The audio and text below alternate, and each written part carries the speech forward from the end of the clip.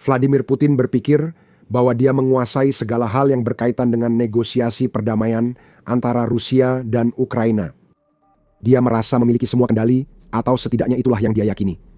Ditambah lagi dengan pengaruh yang cukup besar terhadap Amerika Serikat untuk memastikan bahwa setiap kesepakatan yang tercapai akan jauh lebih menguntungkan Rusia daripada yang diinginkan Ukraina atau Eropa. Percaya diri berlebihan jadi kejatuhan Putin. Presiden Rusia baru saja menerima kabar terburuk yang pernah dia dapatkan. Karena baik Amerika Serikat maupun koalisi negara-negara bersedia telah memberikan pukulan terhadap ambisi Putin untuk menguasai Ukraina. Pada 7 Januari, NBC News melaporkan tentang pertemuan antara anggota koalisi negara-negara bersedia di Paris. Koalisi ini merupakan konsep yang sering dibahas sepanjang tahun lalu, menurut laporan Sky News. Ini adalah sekelompok negara yang siap membantu menjamin keamanan Ukraina jika perang berakhir. Sky News menyebut konsep ini dibuat agar anggota NATO bisa bertindak bersama tanpa satupun anggota memveto tindakan yang diusulkan anggota lain. Yang menjadi perhatian khusus adalah Hungaria dan Slovakia. Keduanya merupakan anggota NATO dan Uni Eropa. Kedua negara tersebut terbukti cukup bersimpati terhadap tujuan Putin. Koalisi ini membuat anggota NATO bisa bertindak tanpa persetujuan dua negara itu. Dan pada konferensi tingkat tinggi Paris, koalisi tersebut mendapat dorongan besar dari sebuah negara yang sebelumnya berhati-hati untuk memberikan dukungan konkret. NBC News melaporkan bahwa konferensi tingkat tinggi koalisi ini adalah yang pertama kali dihadiri oleh dua utusan utama Amerika, Steve Witkoff dan Jared Kushner. Mereka adalah utusan yang sama yang dikirim Presiden Amerika Serikat Donald Trump ke Rusia untuk bertemu perwakilan Putin Desember lalu. Mereka menjadi pusat upaya Amerika Serikat menengahi damai Rusia-Ukraina.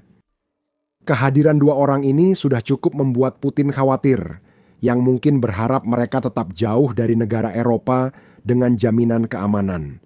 Namun, yang dikatakan Witkoff dan Kushner dalam pertemuan puncak justru membuat Presiden Rusia waspada, terutama dengan kehadiran Jenderal Utama Amerika Serikat di Eropa, Alexis Grinkovich. Witkoff dan Kushner menyatakan Amerika Serikat sangat mendukung protokol keamanan seperti yang ditawarkan koalisi negara-negara yang bersedia kepada Ukraina. Witkoff mengumumkan dukungan Amerika Serikat terhadap protokol ini bersama pemimpin Ukraina, Jerman, Prancis, dan Inggris, ujar utusan khusus Trump. Protokol keamanan tersebut dimaksudkan untuk mencegah serangan apapun, serangan lebih lanjut di Ukraina. Dan jika ada serangan, protokol itu dimaksudkan untuk bertahan dan mereka akan melakukan keduanya. Protokol itu sekuat yang pernah dilihat siapapun. Kushner menegaskan kembali pernyataan-pernyataan ini, menambahkan bahwa protokol keamanan dalam bentuk apapun diperlukan untuk perdamaian yang langgeng dan bahwa sudah benar jika Ukraina menginginkan protokol-protokol ini diterapkan. Ukraina harus tahu mereka aman jika ingin membuat kesepakatan akhir. Mereka memiliki pencegahan kuat dan penyangga nyata agar hal ini tak terulang, kata Kushner. Sebenarnya, ini tampaknya pernyataan dari Amerika Serikat. Amerika Serikat akan mendukung pasukan koalisi di Ukraina dalam kesepakatan damai atau gencatan senjata dengan Rusia. Dukungan ini tampaknya hanya tersirat, tidak dinyatakan langsung. NBC News juga tidak melaporkan secara langsung bahwa Witkoff atau Kushner menyatakan bahwa rencana koalisi negara-negara yang bersedia tersebut pasti akan didukung oleh Amerika Serikat. Para pemimpin koalisi menyatakan sekutu mungkin ikut dalam pemantauan dan verifikasi gencatan senjata yang dipimpin Amerika Serikat dengan kemungkinan menggunakan sensor, satelit, dan drone. Ini tampaknya berarti bahwa Amerika Serikat akan memantau Rusia sambil mengirimkan data kembali ke koalisi sehingga pasukan mereka di lapangan dapat mengambil tindakan kapanpun diperlukan. Namun, mekanisme ini masih usulan dan belum diputuskan. Keputusan Amerika Serikat menyampaikan komentar di pertemuan puncak koalisi tampaknya sebagai isyarat bagi Putin tentang posisi Amerika saat ini. Tidak disebutkan Amerika Serikat akan menurunkan pasukannya sendiri. Hal itu tidak mengejutkan karena Trump sudah bilang sejak Agustus bahwa kontribusi Amerika tidak akan melibatkan tentara di Ukraina. Ketika berbicara tentang keamanan, orang Eropa bersedia menurunkan pasukan ke lapangan, kita bersedia membantu mereka dengan berbagai hal, terutama mungkin melalui udara, kata Trump dalam wawancara dengan Fox News. Komentar Witkoff dan Kushner tampaknya tak bertentangan dengan pernyataan Trump di Agustus. Pemerintahan Trump sejak Januari 2025 membuktikan bahwa pendekatan Amerika Serikat sangat fleksibel dan bisa berubah cepat saat diperlukan.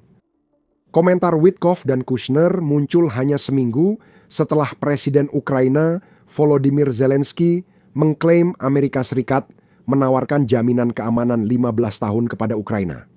British Broadcasting Corporation melaporkan bahwa tawaran ini tampaknya diberikan ketika Zelensky bertemu dengan Trump di Florida pada 28 Desember.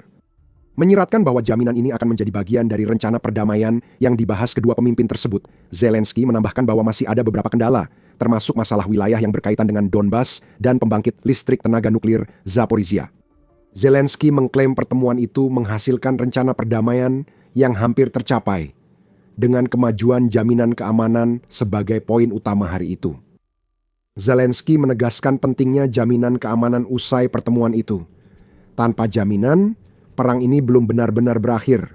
Zelensky mengatakan, kita belum bisa mengakui perang berakhir karena risiko agresi dari tetangga masih ada. Dia menyarankan Amerika Serikat tampak terbuka mempertimbangkan jaminan jangka panjang, 30, 40, atau 50 tahun. Tidak ada komentar dari Amerika Serikat pada saat itu. Menarik untuk dicatat bahwa bahasa yang digunakan Zelensky tentang perlunya jaminan keamanan tampaknya sangat mirip dengan yang digunakan oleh Witkoff dan Kushner pada konferensi tingkat tinggi Paris Koalisi Negara-Negara Pendukung. Apakah kesamaan bahasa itu bisa berarti bahwa Witkoff dan Kushner sedang menunjukkan dukungan penuh Amerika Serikat terhadap rencana koalisi negara-negara pendukung? Apakah mereka punya gagasan lain soal jaminan keamanan Ukraina masih sulit dikatakan, namun bagi Putin, dukungan Amerika Serikat saja sudah jadi mimpi buruk. Ia tak menyangka harus menghadapi itu. Menjelang akhir 2025, seminggu sebelum 2026, Amerika Serikat sudah memberi pukulan berat pada ambisi Putin menjadi kekuatan global. Pukulan-pukulan tersebut termasuk penangkapan mantan Presiden Venezuela, Nicolas Maduro. The Guardian melaporkan Rusia memberi pinjaman miliaran dolar ke Maduro sebelum ia ditangkap, sehingga wajar menyebut Maduro sekutu Putin. Ada juga kekacauan di jalan-jalan Iran karena protes massal yang sedang berlangsung, seperti yang akan Anda ketahui jika Anda menonton video kami tentang topik tersebut. Rezim Iran adalah sekutu Putin lainnya, dan rezim itu tampaknya hampir tumbang. Amerika Serikat telah memperingatkan Iran agar tidak membunuh pengunjuk rasa, dengan ancaman akan melakukan serangan keras jika itu terjadi.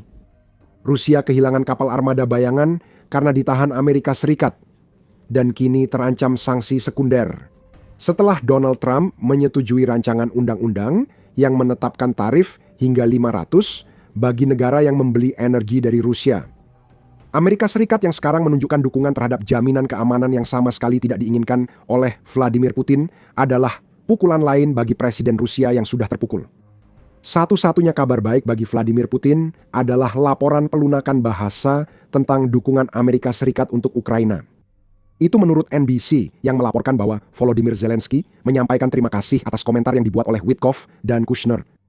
Zelensky berterima kasih kepada Amerika Serikat atas dukungan, jaminan keamanan, pemantauan gencatan senjata, dan pembangunan kembali. NBC mengatakan bahwa pernyataan tersebut tidak secara eksplisit didukung oleh Gedung Putih. Pernyataan itu juga tak menyebut penggunaan kemampuan Amerika Serikat sebagai bagian pasukan multinasional di Ukraina yang menurut NBC ada di draft awal pernyataan Volodymyr Zelensky. Harapan apapun yang mungkin dirasakan Vladimir Putin atas apa yang tampaknya merupakan Amerika Serikat memberi dirinya sedikit kelonggaran dalam mendukung jaminan keamanan untuk Ukraina mungkin akan segera pupus. Namun demikian, Euronews pada 8 Januari melaporkan klaim Volodymyr Zelensky bahwa jaminan keamanan Ukraina Amerika Serikat sudah siap, tinggal menunggu persetujuan Donald Trump. Volodymyr Zelensky mengatakan dokumen itu sebenarnya sudah siap diselesaikan. Belum ada tanda tangan Trump, tapi kini pena Trump menggantung bak pedang Damokles di atas kepala Putin sesuai keinginan Trump. Dengan semua pembicaraan tentang koalisi negara-negara yang bersedia, Anda harus mengharapkan hal itu. Kelompok tersebut sama sekali tidak diam ketika Amerika Serikat membuat pengumuman besarnya. dan mereka tidak memberikan serangan lanjutan kepada Vladimir Putin. Anggota koalisi tersebut telah menyatakan dengan sangat jelas bahwa mereka akan menjadi yang pertama mengirim pasukan ke Ukraina sebagai bagian dari kesepakatan perdamaian atau gencatan senjata apapun. Prancis dan Inggris, menurut British Broadcasting Corporation, telah menandatangani deklarasi untuk mengirim pasukan ke Ukraina jika tercapai kesepakatan damai. Berita itu muncul sehari sebelum Witkoff dan Kushner memberikan komentar mereka di konferensi tingkat tinggi Paris. Perdana Menteri Inggris, Keir Starmer, menjelaskan arti pernyataan niat itu dengan mencatat bahwa Inggris dan Prancis telah berkomitmen untuk membangun pusat militer di seluruh Ukraina yang mereka harapkan akan berperan dalam mencegah invasi Rusia di masa depan. Jika kesepakatan damai tercapai, Presiden Prancis Emmanuel Macron menambahkan bahwa ribuan tentara mungkin akan dikerahkan berdasarkan komitmen ini.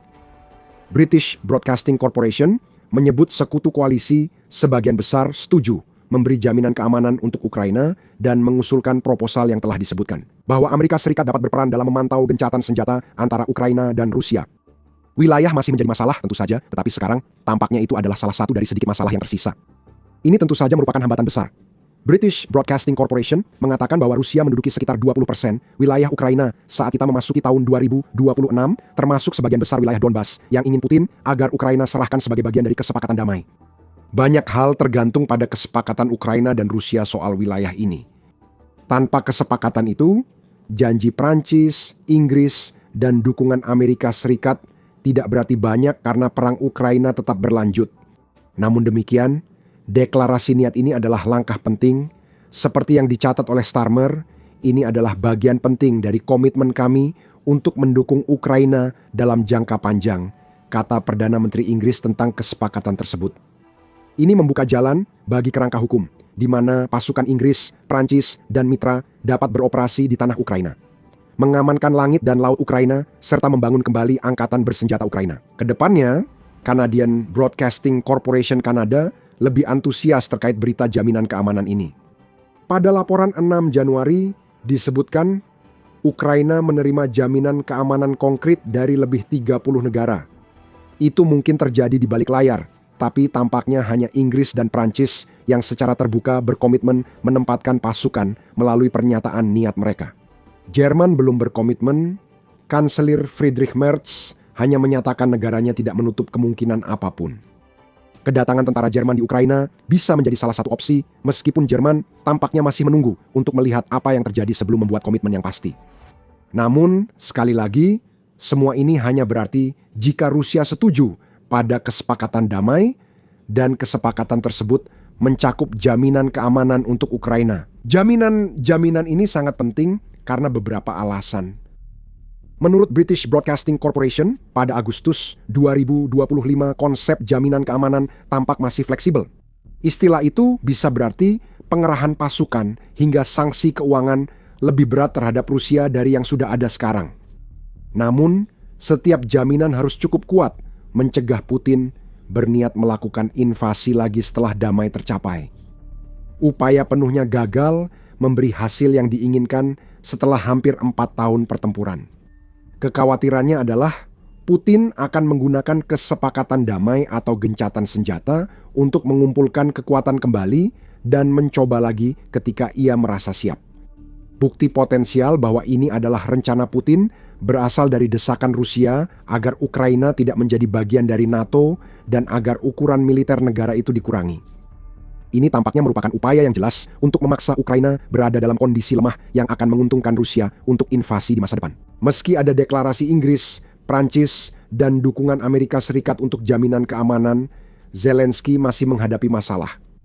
Guardian menjelaskan masalah ini dengan jelas pada 8 Januari saat melaporkan hal tersebut. Zelensky mengklaim bahwa belum ada jawaban tegas dari sekutu Eropa Ukraina tentang bagaimana mereka akan merespons jika Rusia menyerang Ukraina lagi.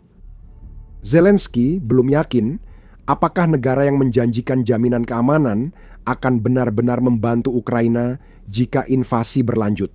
Dan hal ini menjadi kekhawatirannya. Saya pribadi sangat ingin mendapatkan jawaban yang sangat sederhana, yaitu jika terjadi agresi lagi, semua mitra akan memberikan respons yang kuat kepada Rusia. Dan itulah pertanyaan yang saya ajukan kepada semua mitra kami. Sejauh ini, saya belum mendapat jawaban jelas dan tegas, kata Zelensky.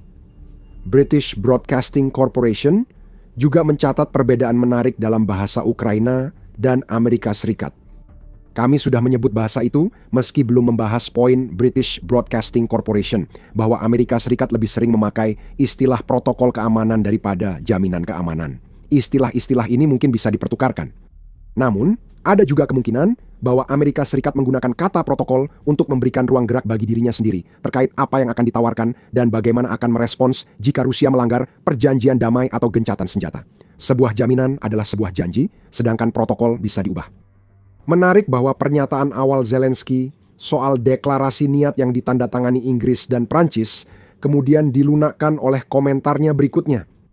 Juga menyebutkan tidak ada jawaban konkret soal apa yang terjadi jika Rusia menyerang lagi. Zelensky menyatakan bahwa meski menghargai dan berterima kasih atas kemauan politik sekutu Ukraina, jaminan keamanan yang mengikat secara hukum sangat dibutuhkan, namun selama belum ada jaminan seperti itu yang didukung parlemen dan Kongres Amerika Serikat. Zelensky mengatakan, pertanyaan ini tak bisa dijawab terkait kemungkinan pihak pemberi jaminan benar-benar ikut berperang jika diperlukan. Dia menekankan Anda tetap harus mengandalkan kekuatan sendiri terlebih dulu. Ini bukan berarti Zelensky tidak menghargai, melainkan Presiden Ukraina memberi sentuhan realitas. Dukungan yang dinyatakan dan pernyataan niat memang penting sebagai dasar. Tetapi semua itu tidak berarti banyak sampai pihak yang membuat pernyataan dan deklarasi tersebut secara hukum mengikat diri mereka pada hal itu. Sementara itu, Rusia sangat marah dengan perkembangan terbaru meski tanpa ikatan hukum. Rusia menganggap pernyataan Amerika Serikat, Inggris, dan Prancis sebagai ancaman dan menegaskan pasukan asing di Ukraina akan jadi target. Sebuah pernyataan dari Moskwa menyampaikan hal tersebut setelah pengumuman deklarasi niat dari Inggris dan Prancis, seperti yang dilaporkan oleh Reuters. Rusia memperingatkan bahwa penempatan unit militer Barat, fasilitas militer, gudang, dan infrastruktur lainnya di wilayah Ukraina akan diklasifikasikan sebagai intervensi asing. Hal ini menimbulkan ancaman langsung terhadap keamanan tidak hanya Rusia, tetapi juga negara-negara Eropa lainnya. Semua unit dan fasilitas semacam itu akan dianggap sebagai target tempur yang sah bagi angkatan bersenjata Rusia. Dengan kata lain, setiap tentara Barat yang dikerahkan di Ukraina pada dasarnya akan dianggap sebagai bagian dari perang yang sedang dijalankan oleh Putin. Rusia juga mengklaim Barat berupaya membentuk poros perang. Ironisnya, setelah hampir 4 tahun Rusia berusaha menguasai Ukraina, komentar ini sesuai dengan pernyataan Rusia pada Agustus 2025. Seperti yang dilaporkan Pravda, Rusia mengatakan bahwa kehadiran pasukan NATO yang beroperasi di wilayah Ukraina tidak dapat diterima bahkan pada saat itu. Hal ini pada dasarnya menunjukkan kurangnya kemauan Rusia untuk menyetujui kesepakatan damai apapun yang dapat memberikan jaminan keamanan yang cukup kuat untuk memungkinkan pasukan pro-Ukraina berada di dalam wilayah Ukraina. Lagi pula, dari mana lagi pasukan-pasukan ini bisa berasal selain dari negara-negara Barat yang saat ini mendukung Ukraina? Kebanyakan negara yang mendukung Ukraina saat ini adalah anggota NATO seperti Prancis, Inggris, dan Amerika Serikat. Rusia menegaskan menolak pasukan Barat di Ukraina, yang berarti mereka tidak akan menandatangani kesepakatan damai. Itu termasuk jaminan keamanan yang melibatkan koalisi negara-negara yang bersedia, atau jenis jaminan atau protokol yang sekarang didukung oleh Amerika Serikat. Pada akhirnya, komentar-komentar seperti inilah yang membuat Zelensky mencari sesuatu yang lebih konkret daripada apa yang baru saja kita lihat.